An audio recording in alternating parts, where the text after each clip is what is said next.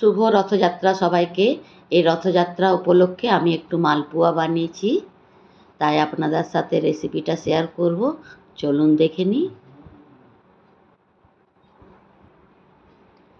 সামান্য চালের গুঁড়ো দিয়ে দিব, ময়দা দিয়ে দিব, একটু সুজি দিয়ে দিব, তারপরে চিনি দিব আন্দাজ মতন, আমের রসটা বার করেছি আমের রসটা দিয়ে দিব, নুন দিব, মৌরি দিব, দিয়ে এটাকে দুধ দিয়ে ভালো করে মেখে নিব।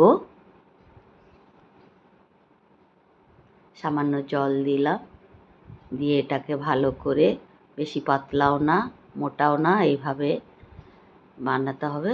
10 মিনিট ঢাকা রেখে দিব। এই দেখুন হয়ে গেছে 10 মিনিট, ব্যাটারটা খুব সুন্দর ফুলে গেছে। এবার তেল গরম করে কড়াইয়ে ওটা দিয়ে দিব। এই দেখুন খুব সুন্দর ফুলছে, খুব সুন্দর হয় এইভাবে বানালে। আপনারাও বানিয়ে দেখবেন। এই রথযাত্রার সময় কেউ পিঠে বানায়, কেউ চকলি পিঠে বানায়, পড়া পিঠে বানায়। আমার মারা পড়া পিঠে বানাতো। আমি এবার মালপোয়া বানালাম। আপনারা কে কী বানিয়েছেন কমেন্টে জানাবেন। এই দেখুন রথের মধ্যে পাঁপড় ভাজা, বেগুনি সবই ভাল লাগে।